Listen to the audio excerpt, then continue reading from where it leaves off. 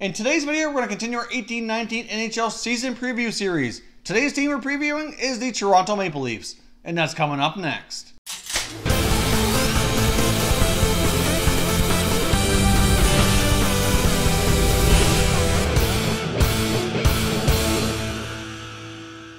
Hey everyone, and welcome back to another video here at Top Shelf Hockey. If you're new to the channel, thanks for stopping by. We review and discuss all 31 NHL teams, so if you're a huge hockey fan, consider subscribing and clicking the bell so you don't miss anything. So as I mentioned off the top, today we're doing a season preview here for the 18-19 season for the Toronto Maple Leafs. So we're going to break this up into 4 segments. Our first segment, we're going to review 17-18, take a little bit of a deep dive into their last season's team stats.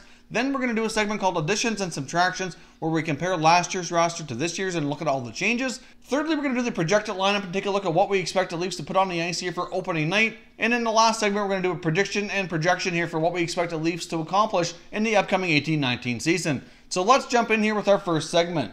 As we know, the 17-18 regular season for the Toronto Maple Leafs last year was incredibly strong. They had a record-breaking season with 105 points, finishing with a record of 49, 26, and 7. So overall, the Leafs had a very successful season last year. The Maple Leafs ended up finishing in 3rd place in the Atlantic Division. Obviously, the top 3 teams in the Atlantic between Tampa, Toronto, and Boston were all incredibly strong, and it came right down to the wire to determine who was going to finish in what position. The Leafs did spend a very big chunk of last year in 3rd place. The Maple Leafs ended up scoring 277 goals last year for 2nd best in the NHL. That is a lot of goals. They were a very offensively gifted team, and we're certainly going to expect that or more from the Leafs this year. They were pretty solid in goals against as well, only allowing 232 goals against, which was 11th best in the NHL. So obviously not quite as strong as their goals for, but nothing to be upset about. 232 and 11th best in the NHL is still a pretty solid result. I know the Leafs kind of get a lot of slack for their blue line, and a lot of people like to critique how their blue line's not very strong, but obviously the goals against dictate last year that they're not as bad as people make them out to be, and their goaltending is pretty strong as well.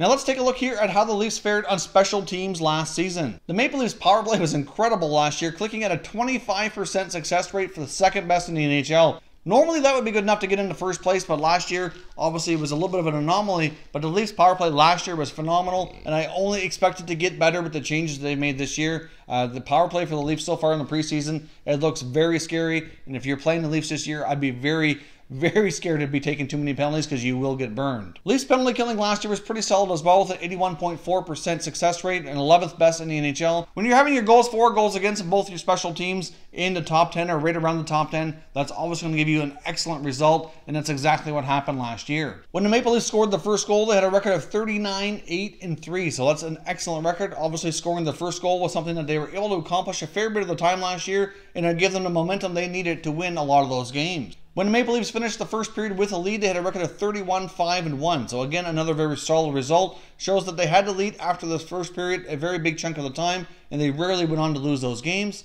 They had a similar result when leading after 2 periods of play, where they had a record of 31, 3, and 2. So blowing a lead is really not something you saw the Maple Leafs do last year. They scored a lot, they scored often, and they hung on to win a lot of those games after leading after 1 or 2 periods of play. Now let's take a look here at the scoring breakdown by period to see if we see any glaring trends for the Maple Leaf team. First periods were absolutely phenomenal for the Leafs last year, with outscoring their opponents 91-66. So they outscored their opponents by 25 goals in the first period. So obviously, as I mentioned, when leading after 1, they had a very solid record, and they did have the lead or were tied in a very big chunk of those games. It wasn't very often last year that the Leafs ended the first period trailing after 1. Second periods of play were not quite so strong. 83 goals against, 83 goals for an even rating, so obviously they weren't slipping back any further. Obviously their goals for were down a little bit in the second period, and they did give up more as well. So obviously the second periods were not quite as strong as the first. Third periods, on the other hand, were just as strong, like the first period, outscoring their opponents 91-75 for a +16 record. So obviously that middle frame was the more troublesome period for the Maple Leafs last year. They started strong,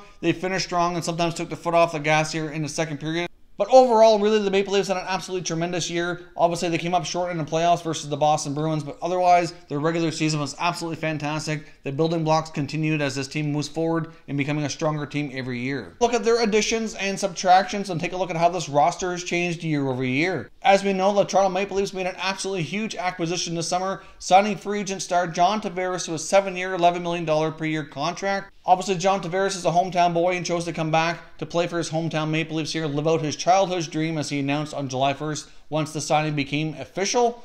Obviously, the Maple Leafs also signed some other depth forwards like Tyler Anderson and Josh Juris. Also brought in some guys from outside of the NHL like Per Lindholm as well as Igor Ozhiganov. Now let's take a look at the subtractions and guys that are no longer with the club who played for the Leafs last year. The most notable departure for the Leafs last year was obviously James Van Riemsdyk. Obviously, his 30-plus goals will be missed. He's been there for a long time, really grew up in Toronto, and really became a pretty prolific goal scorer during his time with the Leafs. Obviously, they also lost longtime forwards Leo Komarov as well as Tyler Bozak. All three left via free agency last summer. They also chose not to re-sign forwards Dominic Moore as well as Thomas Plekanec as well as defenseman Roman Polak. Now, they also traded Matt Martin back to the New York Islanders as well. Obviously, the Leafs have some other guys who are graduating from the Marlies up to the NHL to make an impact this year as well. Primarily Andreas Johnsson. He will be the most impact here in the forward group for sure. I do expect him to have a pretty significant role here in the bottom six for the Leafs this year. Now let's jump over here and take a look at the Leafs projected lineup here for opening night for the 18-19 season. Now, obviously, as I record this today, the Leafs did make some roster cuts, and they do have a few players on waivers. It does look as though your goaltending tandem to start the year will be obviously Freddie Anderson as your starter and Garrett Sparks as the backup. Now, Curtis McElhinney and Calvin Pickard have both been placed on waivers here for the purpose of being assigned to the American Hockey League affiliate. So, obviously, if they're not claimed, they will go down and play with the Marlies, and Sparks will remain with the Leafs as a backup, at least for the short term here. Now, taking a look at the defense core, obviously your top four guys are pretty solid. There really wasn't too many question marks left from last year. You're going to see Riley and Hainsey, Gardner and Zaitsev. Those four guys are going to be there for sure. Your bottom pair is likely going to be Travis Dermott and Ozhiganov, with Justin Hall being your seventh guy. Outside of Justin Hall, they still have Martin Marincin on the roster as well as your eighth defenseman. So I guess we'll see how long they carry 8D. They don't have to decide on that right now. They can keep them for right now. But obviously at some point in time, it is possible one of those guys could be placed on waivers or traded, as they don't really need to carry 8 defensemen for the whole season. Now let's take a look here at the projected forward group for the Toronto Maple Leafs 18-19 season. Really argue which line will be 1 and 2. Obviously both lines are capable of being a top line, but you're going to have Austin Matthews start the year with Patrick Marleau and Tyler Ennis. Obviously William Nylander will be absent from Matthews' right side as he still does not have a contract. The restricted free agent forward is still going through negotiations with the Leafs, and it's hard to say exactly when that's going to be resolved and when he'll resume playing with the Toronto Maple Leafs here. But for right now, Tyler Ennis is going to have that spot to open the season. Your next line will be John Tavares playing with Mitch Marner and Zach Hyman. Your third line should be centered by Nazem Kadri with Brown and Johnsson on the wings. Your fourth line should be Lindholm along with Josh Leivo and Kasperi Kapanen. Right now, the 13th forward with the Toronto Maple Leafs is Freddie Gauthier, but I do imagine that once Nylander gets signed, he will be the odd man out.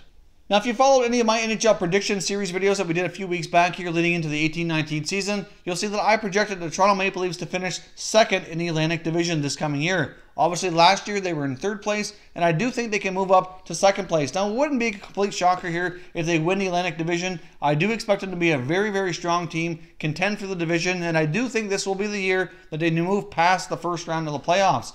Obviously, the last 2 years they've been a playoff team, but they've gone down to defeat as a first-round loss. I do think this is a year they can overcome that. So for right now, I have the Toronto Maple Leafs finishing in second place. But like I said, I would not be surprised at all if they were able to come out here and win the division and finish in first place. So obviously, this Toronto Maple Leafs team this year is going to be incredibly offensive. They have all kinds of offensive firepower here. They've got solid goaltending. And really, in my opinion, depending on how well the blue line will play, will determine exactly how much success they have. The rest of it, there's not as many question marks. And I do think the blue line of Toronto is better than a lot of people give it credit for. But I think it's safe to say it is kind of the weaker part of their team, considering what they have in net and within the forward group. I'd love to hear your thoughts and comments down below in the comment section. What do you expect from the Toronto Maple Leafs here for the upcoming 18-19 season? Could they win the Atlantic Division? Will this be the year they move past the first round of the playoffs and make a deeper playoff run? If you're new to the channel here, I hope you consider subscribing. We cover all 31 NHL teams, and there's plenty of content here for all hockey fans to enjoy. So if you're new, hit that subscribe button. If you like this video, don't forget to hit the like button as well. I'd appreciate it if you did.